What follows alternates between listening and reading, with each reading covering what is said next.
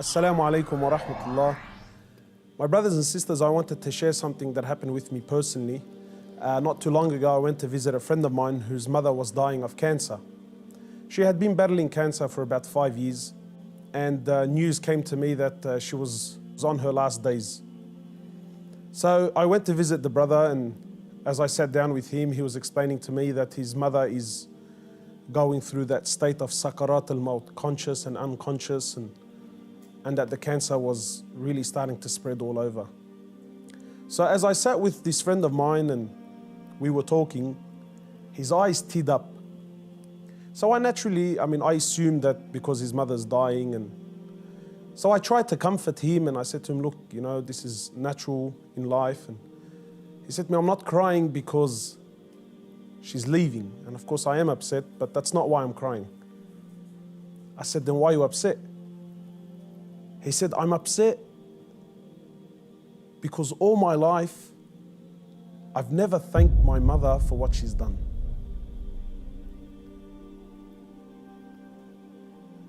And honestly, I can't explain what happened to me when he said these words, He said, all my life, I've never once in my life said thank you to my mum. He said, and now that she's sitting in the next room and she's alive, but she's conscious and unconscious, and even if I spoke to her, she's not going to be able to understand or comprehend the words that I'm saying. And wallahi, my brothers and sisters, this really affected me.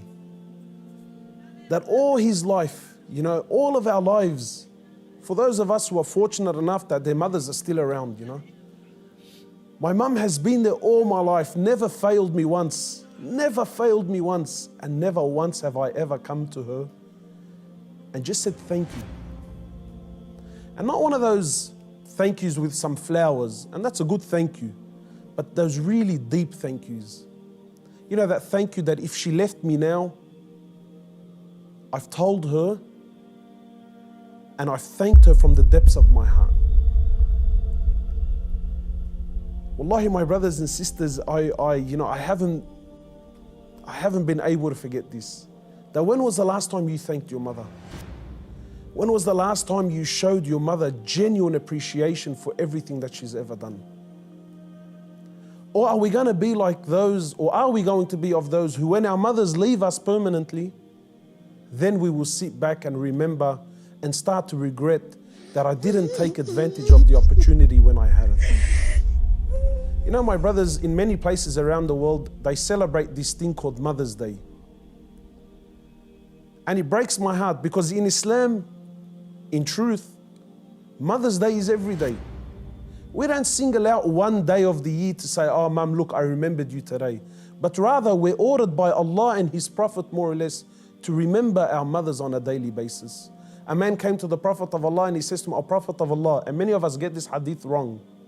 He says, O Prophet of Allah, who is most deserving of my kind treatment?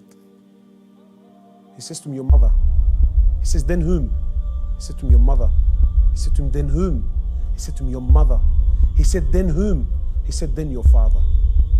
Many of us, we interpret this to be love, that my mother is most deserving of my love.